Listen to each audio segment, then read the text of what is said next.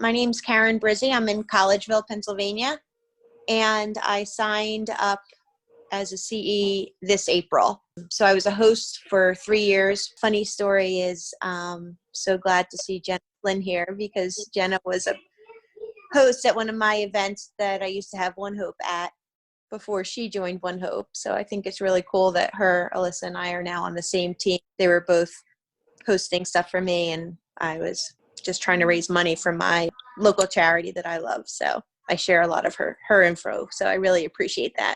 I'm Hilda Bailey. I live outside of Atlanta, Georgia, in a golf community called Canton, Georgia, a little bit north of the city. I've been with ONEHOPE a little over a year, well, almost a year and a half now, I guess, and love doing ONEHOPE Wine. The main reason I joined was because the give back portion, and so love doing that. And I'm excited to be able to say that it's finally catching on and people are actually realizing that the give back is really the best part of this company. The wine is amazing. And the last two events that I had were both major fundraisers, one for autism awareness and ABA therapy. And the last one, or the one before that, was for the conscious kid. And they both did super, super well and got a lot of response and a lot of interest in having upcoming events. And hopefully COVID will stay cool and stay calm, and we can continue to have some in-home wine tastings. So I was introduced to ONEHOPE Wine by Dana Hanna, and I'm on her team. And I started in May, and I love the concept of ONEHOPE Wine and the give back. I think it's tremendous. It's an easy way for me to feel the benefit and giving back to community groups and different charities that I've wanted to help. I think the wine is tremendous. I was I'm a wine drinker, so I was definitely apprehensive on the wine, and I wanted to try it, and I loved it, and my wife loves it, and we're both avid wine drinkers. So when we could see that the concept was to give back and create our own events and do our own charity work, we thought that was a tremendous way to actually build a little side business and give back to the community and the people that we love. So we did our first event around Memorial Day, which was for TAPS, which is Tragedy Assistance Program for Survivors, and did very well with that, and really helped them out. And they're a nonprofit that doesn't get any government assistance, and they help a lot of the military families across the country that have lost a loved one. The next event we ran was for Medi-Teddy, which is ongoing right now. And Medi-Teddy was invented by a 10-year-old out in Fairfield, Connecticut. And it's actually a teddy bear that goes over IV units, and met the family and the mom through online communication. And they were very responsive and really connected with them. And we're running that fundraiser right now, and it's doing pretty well. And then the other two fundraisers that I've worked with is for my college, Catholic University of America, and the football team. And I'm also running one right now for St. Joe's Prep Football, which is doing tremendous for them.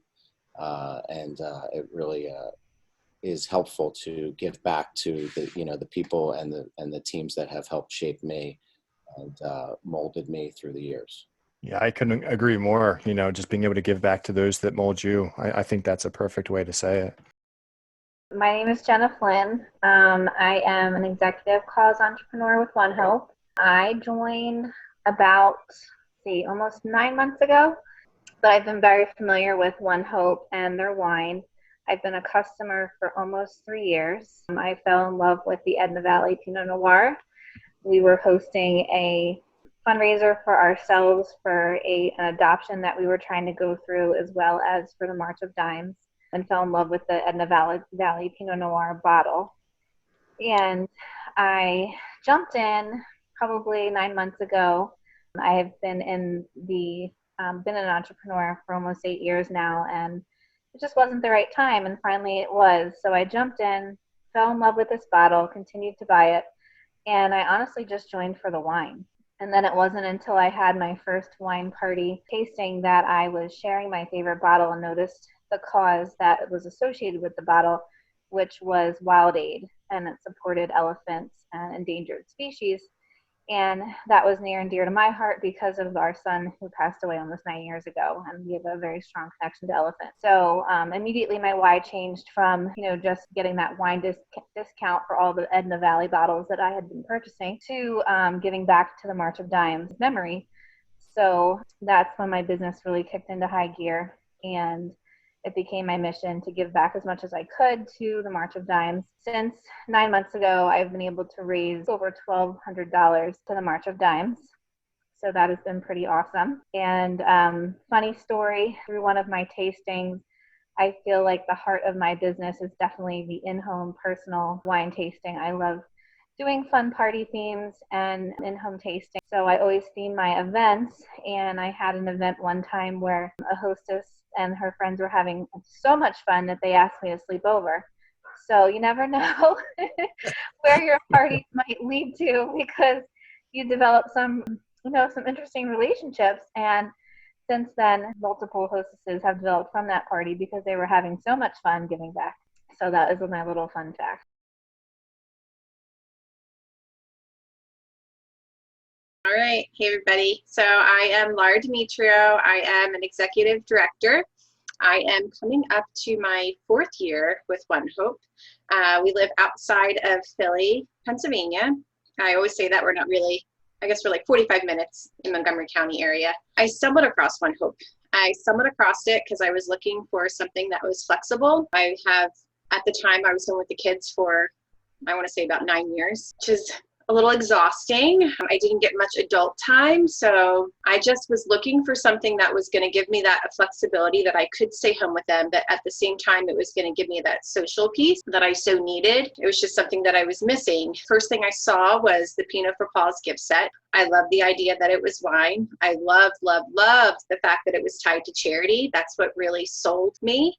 I never tried the wine. I was literally Googled it, said, hey, I'm going to try it. Big funny story was that when I joined, we actually weren't open in Pennsylvania. So I ended up joining about 2 weeks prior, didn't realize it, was registered as a cause entrepreneur for about 2 hours. And then I got kicked out and they said, we're sorry, we can't ship to PA. So then I had to re-register and I was the first CE in PA.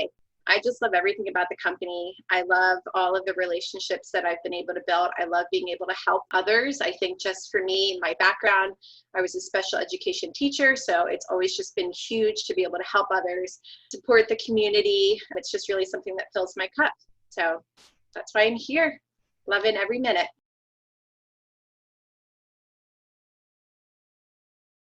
I just want to thank everyone for jumping in and agreeing to share your tips with us and your stories.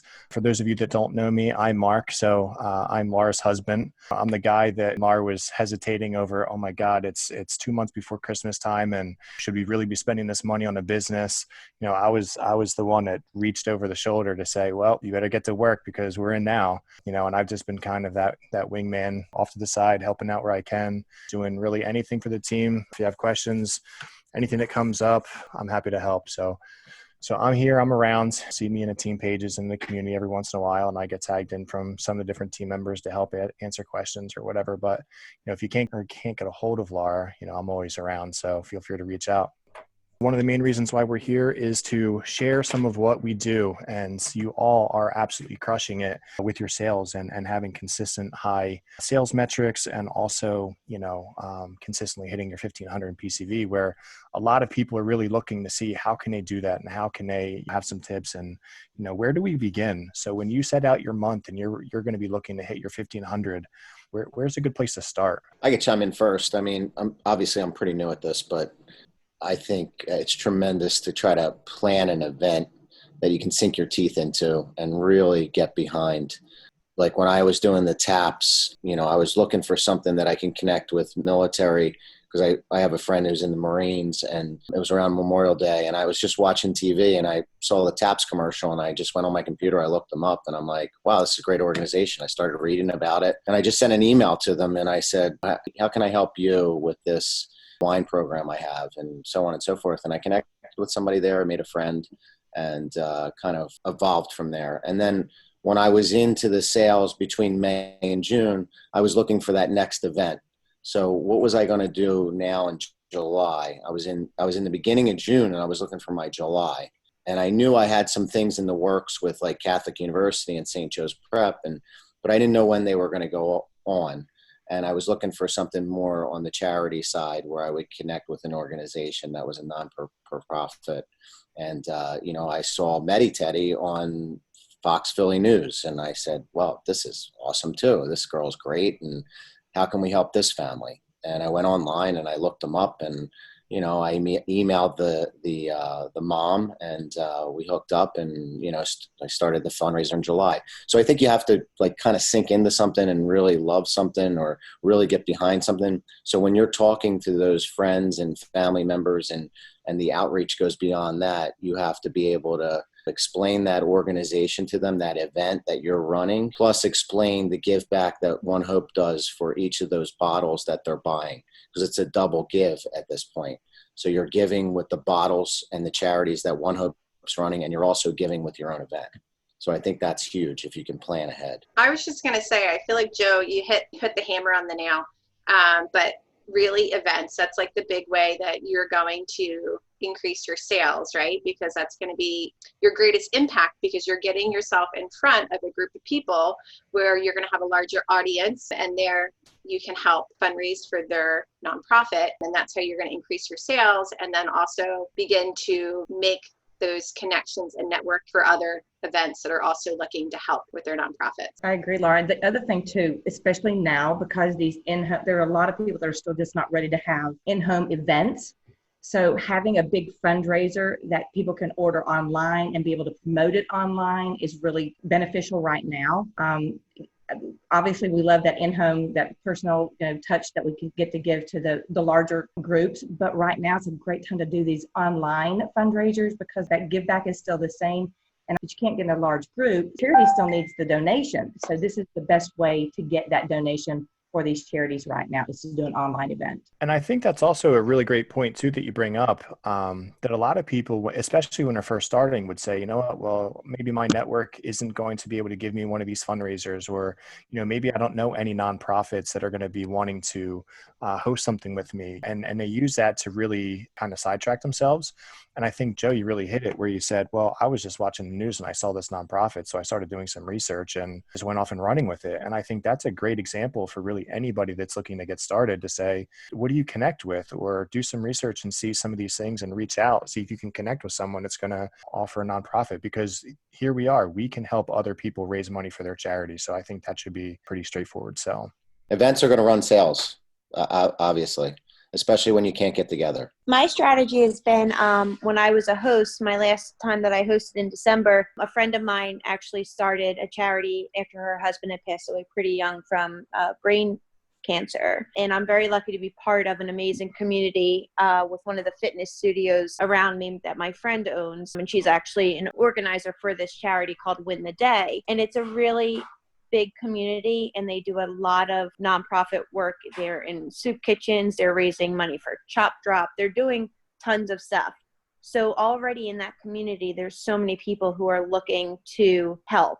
So what I did was I made Win the Day just my standing organization. So anytime somebody randomly comes to me, I send them my Win the Day link. So far since April, I've already raised $400 for this organization. And what happens is, because I'm constantly posting about Win the Day in my local area with people I know, people will come to me. The other day, somebody said, I have a 50th birthday coming up. Can I just order some champagne from the Win the Day? So people are seeing the post, and because they're constantly seeing that one organization in my area that people either know about or are a part of already, that's really helped me get a lot of sales. Almost being consistent, I don't know if it's a good approach, but it seems to be working for me, is, hey, this is a great, amazing local organization. If you're going to buy wine, let me know and we can help them out. So I always have a standing party, and any random people that want it, I send them to that link too.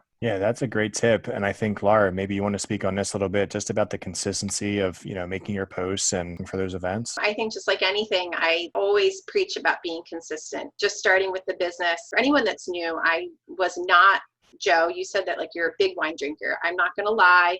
I was like red or white. I know the Mondavi label. I knew that was right there. Just that name alone was definitely a quality wine, but I didn't have that experience behind me. So really, I just ran with being consistent. I just knew that with using my Facebook, I'm a huge believer in using social media, and being at home with 3 kids and not being able to get out that often. I was like, well, everyone's just going to know what I'm doing through my Facebook. So that's how I always gotten a lot of my connections, is just being consistent, posting 1 or 2 things a day that may be business related. But sometimes I just post some funny wine things, and then I mix it up with some family and inspirational. But really, I just want people to know that when they're thinking of wine, when they're thinking of charity, that they're going to come and speak to me, that I can help them with that. There's a couple of things I do to start off planning my month. One would be thinking about the time of the month that it is. So that's like thinking about booking about 2 weeks ahead. So I try to chunk my month into 2-week time spans. So when I am offering a date or something to someone, I try to offer the dates that are closest to that particular time, preferably like 2 or 3 weeks out instead of the following month. And what that does is it creates consistency in my calendar and makes sure that I do have like a consistent paycheck. So that would be one thing. Another thing is I work on really building relationships. This business is a relationship building business, just like everything else is. So like when you are going to an event, make sure that you are friending every single person at the event afterwards so that they're following you, whether you have a business page or a personal page, so that you can get to know them, because we know that the way, Facebook works, if you are liking and commenting and loving other people's posts, that's what they're going to see in their newsfeed as well. That's another thing that I do, is working on relationship building, commenting on things that happen to them in their everyday life, because then you're building that relationship as well. And then also, just like you have a why, every cause entrepreneur has a why. We all have a why for doing what we're doing. I make sure that my customers know and understand my why, so that people know that, it's been said by many people that people don't buy what you sell, they buy why you do it. The more you can be real and authentic with your customers, the more that they will make connections with you. I can't tell you how many different moms out there that I have made connections with who have gone through similar situations as I have, and also helped me build that relationship with a lot of my customers, because now they're following me and wondering, the baby that's in my belly, when is it coming and what is it? And they're very excited. So that's been helpful. So just like you have a why, your hostess has a why, your organization has a why, everyone has a why for why they would either need to become a part of ONEHOPE, or why they would need to buy ONEHOPE, or how they could be benefited by ONEHOPE. So I think it's our job to find out what is their why.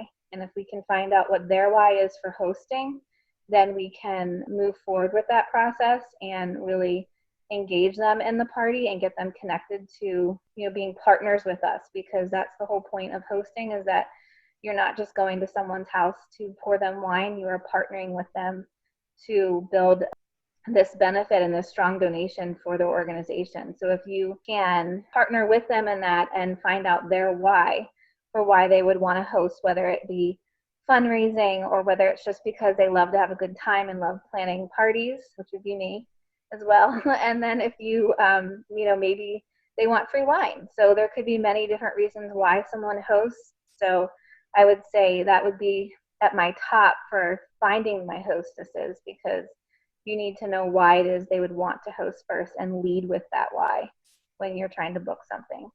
Yeah, that's an excellent point.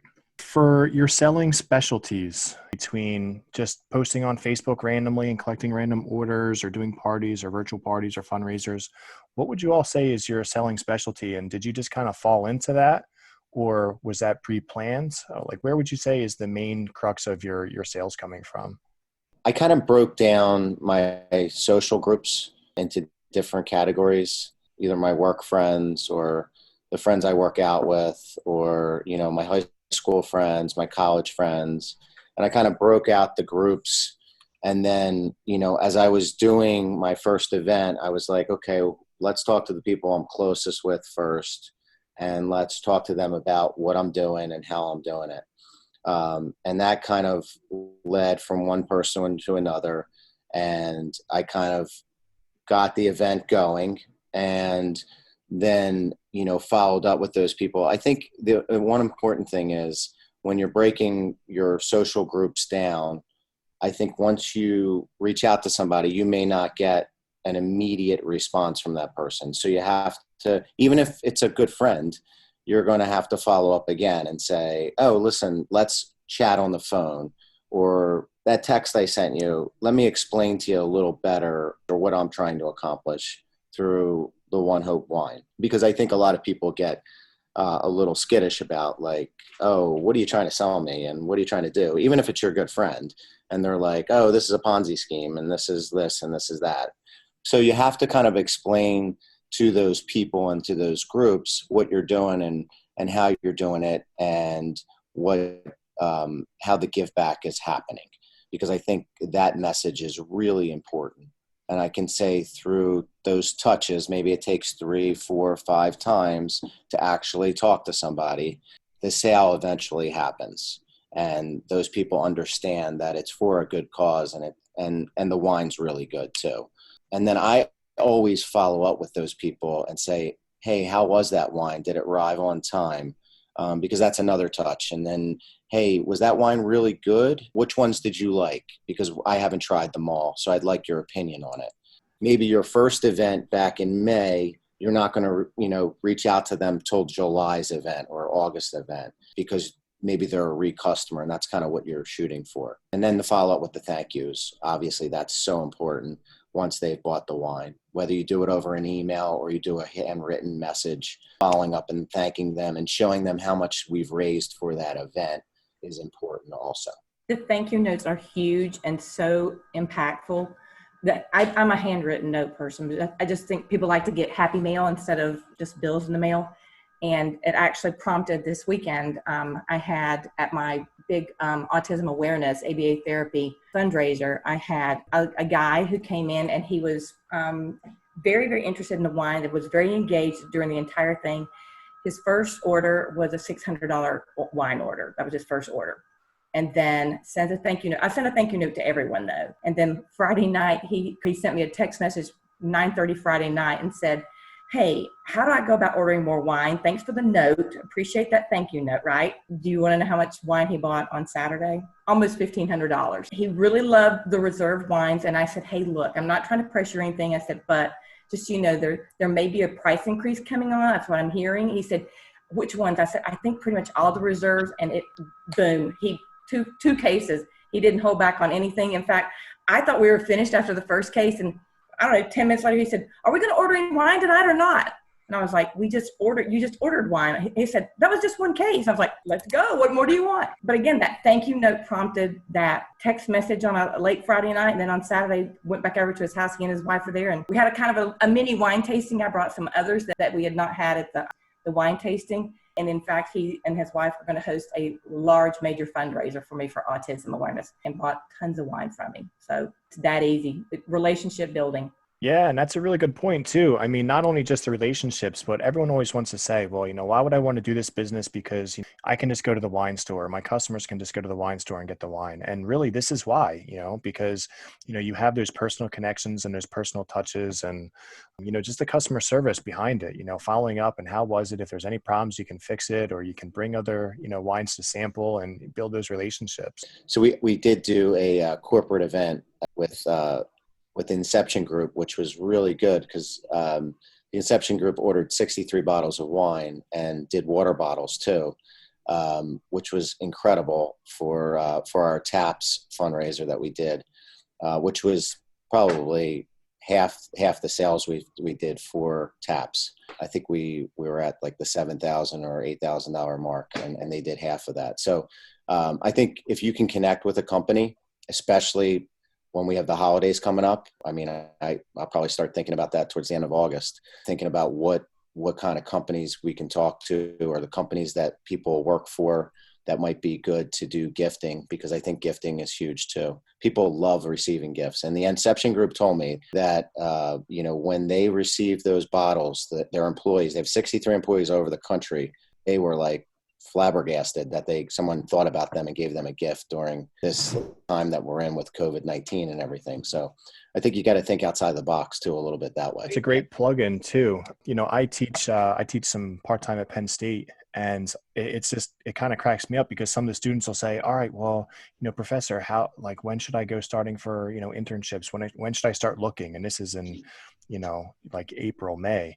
I was like, your time frame is up. The companies that are looking for internships have hired their interns already. And it's the same thing with this corporate gifting. You have to get in now, and you have to start planting those seeds now in order to secure them for the holiday months. Otherwise, it's going to be, we'll talk to you next year. I can chime in on planning for sales. So I would say my strongest point of sales is probably within the home party. I love planning events. That's what I would love to do if I wasn't teaching. I would be an event planner. So I love planning themed events.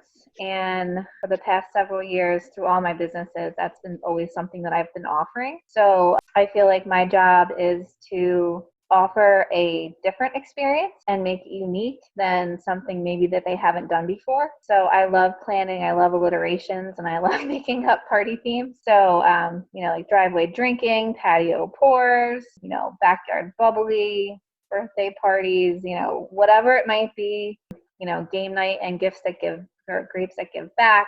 So I've been doing a ton of different theme events, and I just make them up and I offer them based on, I give my hostesses choices based off of what I think that they might be interested in. Sangria and sips has been very popular for me as well. So that has been something that has gone over really well. The other thing that's a part of my sales is just plain old mindset. I think that if you go into a month or whatever you're doing into an event a month, a fundraiser, or even if you're just texting people, if you have the mindset that you are going to sell, you are going to sell. If you have the mindset that you have already not sold anything, you're not going to sell anything. So I think mindset is a huge part of what I do in prepping for my month, because you have to have the mindset that you are going to sell and you are going to reach your goals. And it's those little IPAs, the income producing activities that you do every day, that's going to lead to that. It's not just a flat out, I'm going to go into this party and sell $1,000 in wine. It's everything that you do that leads up to that party, which is all your hostess coaching, all the posts that you make, all the planning that takes in part, and all the partnering that you do with the hostess in order to make that event successful. So that is definitely something, all of the follow-ups that occur, maybe for reaching out to your past customers, all the following up that you do when you are, reaching out to people as far as booking events.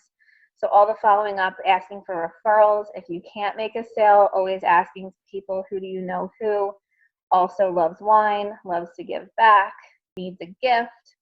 That is going to go a long way as well. And just having fun with it. I think, realizing that this is a great fun, a fun job that you really can dive into and show your personality and show more about who you are as a person. I think if people see that, they are going to buy from you. When I got started, it was actually extremely uncomfortable for me. I did not have a very strong network starting with the direct sales company. I actually had previous experience with a skincare company, so I was already kind of nervous that all of my family and friends already wanted nothing to hear from me, because I've already been sharing this and that about skincare. But also the thought of doing in-home wine tastings was terrifying, because as much as I said I wanted that social time, I was also away from that social time for so long, and it was just very uncomfortable, and I needed to grow my network. And the way that I did it was, instead of kind of going right to my family and friends, because I wasn't really comfortable doing that yet, I started to do a lot of vendor events. So really my tool, and I usually share it with everybody that kind of joins, is go and network outside of your family and friends as quickly as you can, because that's how you're going to build and grow. So I do these vendor events, and Mark would come with me, and I would share about ONEHOPE, and I book events. I actually grew my team from vendor events, but that was really how I quickly expanded my business. And as you're growing, I personally don't feel like I'm strong in one area. I find that it's kind of important to do it all and learn it all. So I don't really focus on like, I'm just going to do corporate gifting or I'm just going to do events or I have all these reorders. I make sure that I'm conscious of doing all of my IPAs, sure your income producing activities, so that I'm having a constant funnel. So I have orders coming, I have corporate clients that I work with, I have events that I have ongoing. Now I have a very large client base because I've been with the business for so long, but it's really just because I've been constantly putting those touch points out and doing those follow-ups and making those connections and expanding my business. I think everyone's touched on so far with the follow-ups, right? So it's not just the initial follow-up, or it's not just the message that you sent that goes unseen or unanswered where, you get depressed and you don't want to do anything for the rest of the month. It's you just have to keep hitting it, keep working it. And just like Joe said, hey, maybe let me explain that better. It might not necessarily be that somebody's blowing you off. It just might be that they're not really understanding where you're coming from or how you can help them, where you need to follow that up with a phone call and better explain yourself.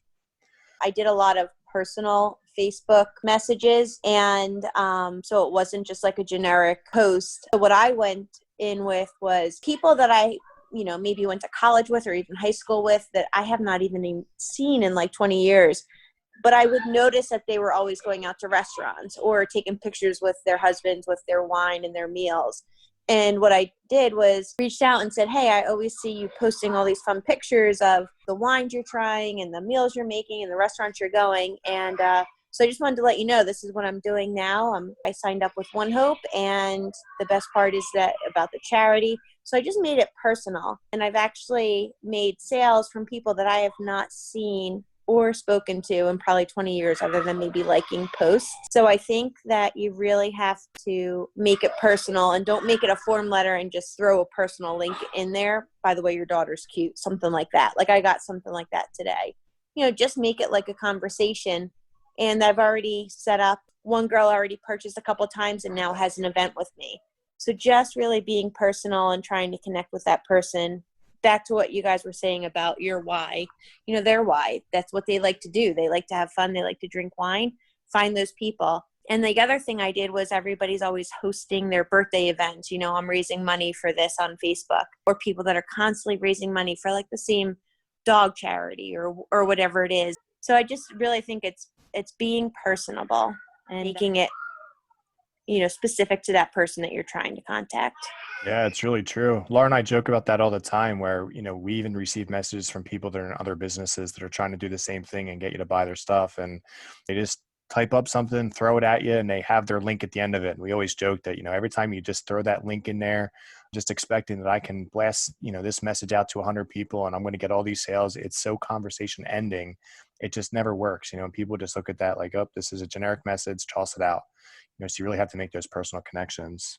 I can even say from like, we're doing the St. Joe's Prep fundraiser and I'm very close with a lot of these guys. And, we sent a really nice email out and you got to follow up. I mean, you have to make the phone call, you have to do the text, you have to follow up with all the guys. And our list is, 200 people or 250 people on the alumni list. So, it takes a little bit of time, but those people that give are going to give in for the wine, donation or, give to the school itself or whatever. But, it takes a little work. It's just, you're right. It's not just an email blast. Yeah. And that's really a perfect segue. We always hear, we want to see what you're doing. We want to know all the tips and the techniques and everything, but, I just want to be able to push a button and, be like Joe and have 10K in sales this month. We all know that it doesn't work like that.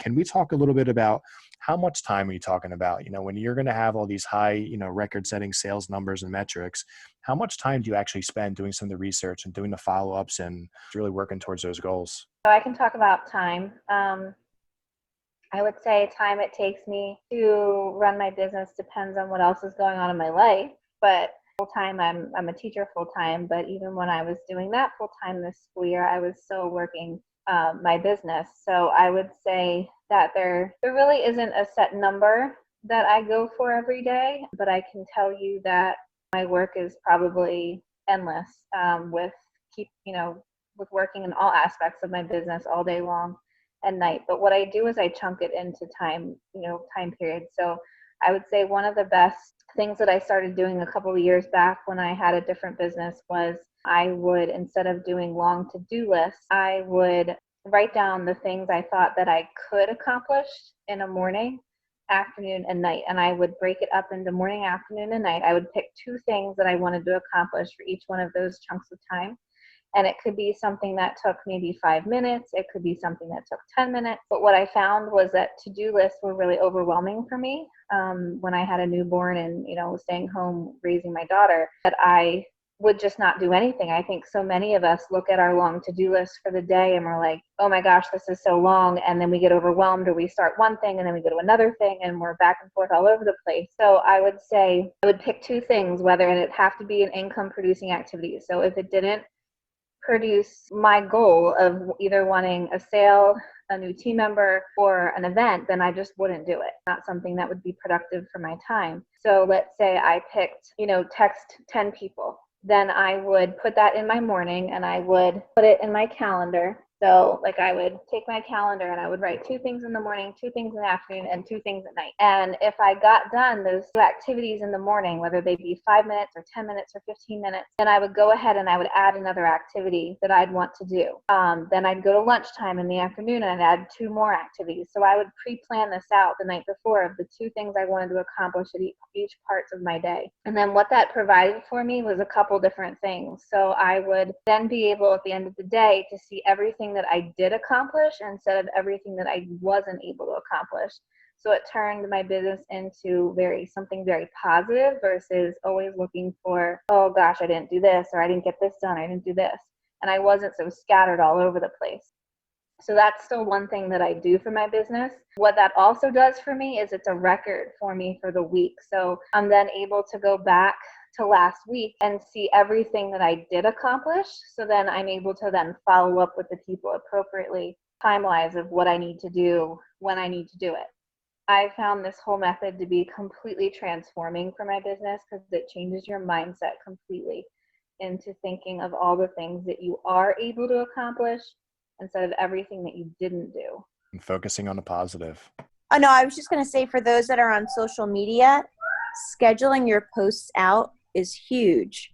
So I might spend an hour on a Saturday morning and schedule posts out. If you don't know how to do that, it saves a lot of time. And when you have multiple events, if you have different Facebook groups or parties going on, you can recycle those posts. You scheduled your posts out so that there's constant activity on those groups, and you might even forget. So at 3:00 on Sunday, somebody's liking your post. You've already taken that time aside, scheduled it out, and it just is a huge time saver. So I definitely recommend doing that if you are using social media for your groups.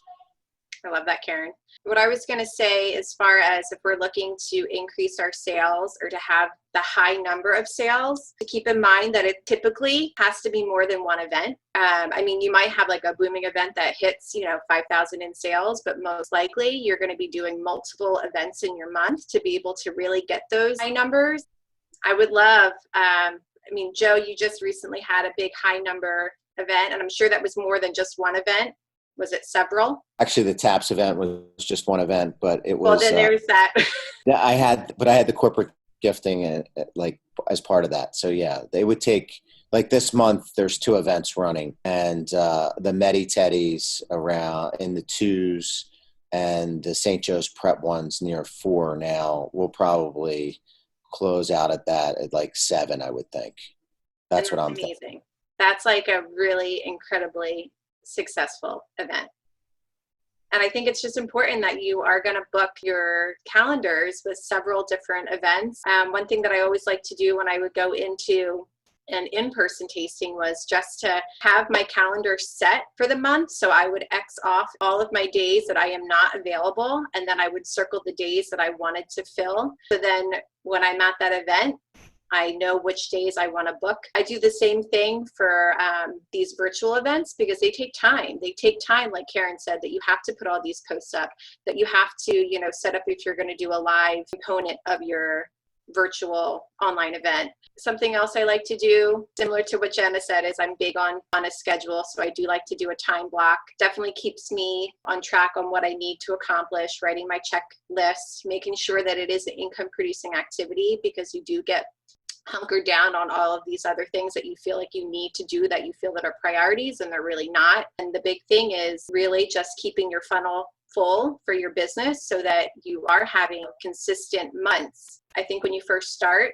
and I know for me personally, I felt like $300 in wine was huge. I was like, oh, I don't know how I'm going to ever do that. And then it was funny because then I would talk to my mentor and she's like, well, that's only like 2 cases of wine. And I was like, 2 cases of wine? I'm like, that's insane. And now it's like, it's so silly that I felt like that. But I think we kind of all start like that, right? You're like, how am I going to do this? And all of a sudden you start realizing that like your sales increase and you're like, oh, I can hit 1,500, you know, I can do my 600, 1,200, 1,500, but you become consistent. And again, it's your mindset. You start to like be positive about it and you feel more confident about it. Yeah. So I just wrote a few notes down. I usually, cause I'm in real estate development. So I work during the day and I can get some emails out or things that I have to do. I have a pretty flexible schedule. I'm my own boss, but I usually work in the early AM. Like I wake up pretty early, grab a cup of coffee, sit down on my computer, and I just start putting some emails together and people that I want to talk to about my event. And then, you know, I also feel like I'm just sitting there late at night. I'll send a few emails out too. And, you know, I can always follow up with those people in a few days, but, you know, I'll get the information out to them, people that I'm trying to connect with my event. I usually, when I start an event, I'll put a Facebook post up and introduce kind of what I'm doing, maybe the event that I'm doing and the whatever non-for-profit I'm connecting with, and trying to give some information about them too. I try to keep the Facebook post pretty brief, just so, because people, obviously attention span's very short. So you want to get as much information as you can into a small section. And then, you know, sometimes I'll follow up a week later with a Facebook post, but I don't rely a lot on Facebook for sales. I just don't think I think it's good to get the message out and good to use as a vehicle. I just don't feel like it's great all the time. I think people get a little bored about what you're doing and what you're showing. And if you keep showing the same event and the same things, people just lose interest in this, saying, oh, ONEHOPE wine's up again. Joe's posting this, Joe's posting that. I just think it hits better if you're using it less. That's just my opinion. And then I've used Instagram for the first time for the Mediteti, which I thought was great. I used it for my story and then made a small post for it and connected with a few people and got it out there that way. I think using it as a vehicle to get your message is great, but I think posting it every other day, Mediteti, was just not going to get the point across, just like taps. I just didn't want to do that every day. Yeah, that is a great suggestion. All right. So as we wrap up, if you each want to just go through maybe your elevator pitch, quote unquote, so to say, if you were talking to somebody new that was either getting discouraged about trying to hit, you know, even 300, 600 or their 1,500 in sales, what would you recommend, or what would you say is your top keys for success? You know, maybe what is your top 3 things that you think that they could start implementing, you know, that would really help them get their business off and running? I tell everybody that this is a learn as you go business. So I always say, 1, know your why. 2, share with enthusiasm. So learn as you go, know your why, be enthusiastic, and be consistent. That is my biggest thing. I always tell people too that you're opening a brand new business, so you can't expect everybody to come to your store if you haven't marketed yourself enough.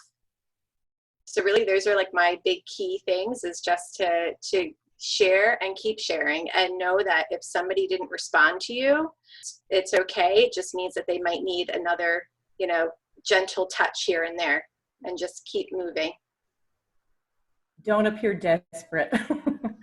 I think that's probably the biggest point I could make, is that, because, and I've realized this when I've had other people, I joined several networking groups, and there are 2 women in particular, and they always sound so desperate, like, please buy what I have. And I want to help them.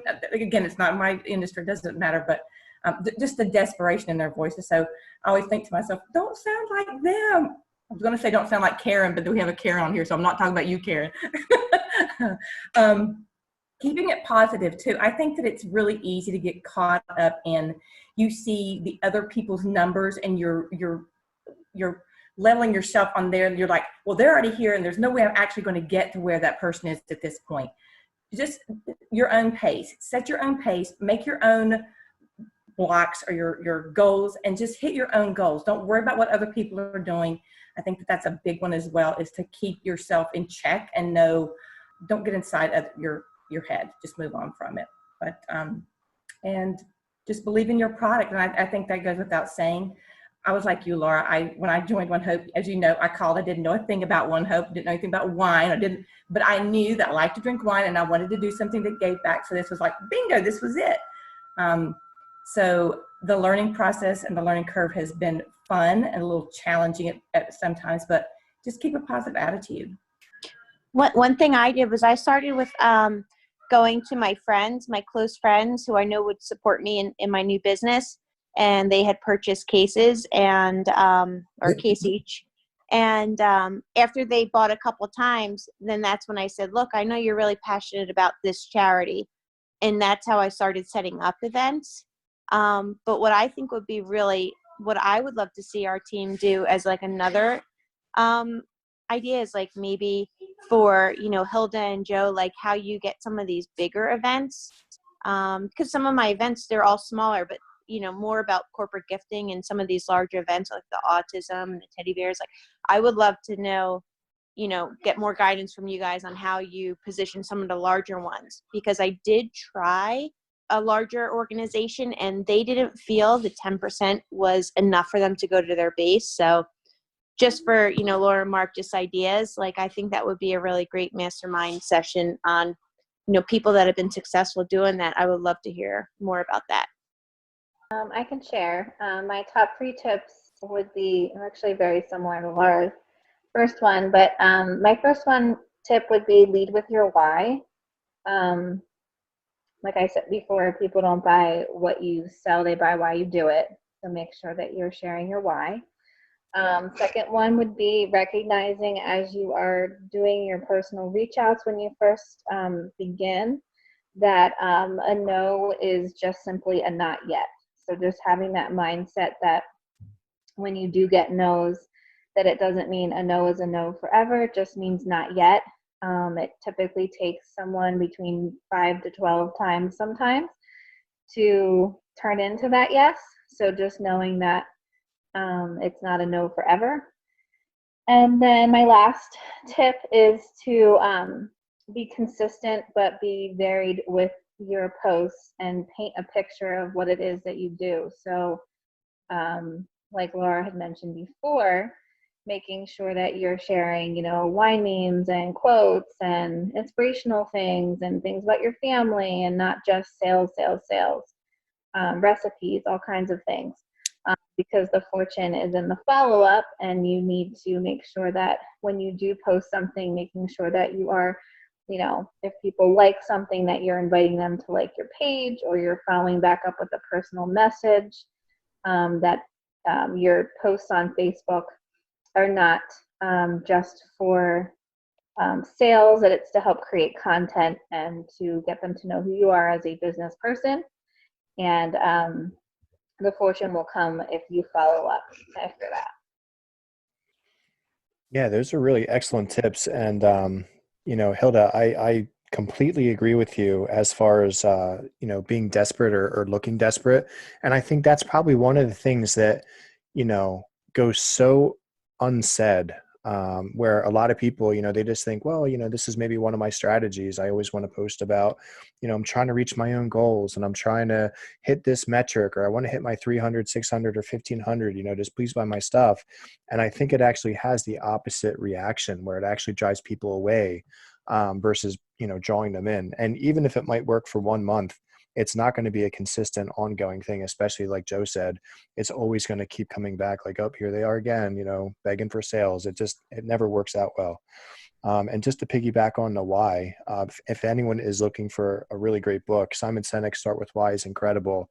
If anyone is looking to, kind of explore their whys, or if you haven't started going after it yet, that's a good one. And I also think 2 more points I'll say is, don't be afraid to plug into personal development.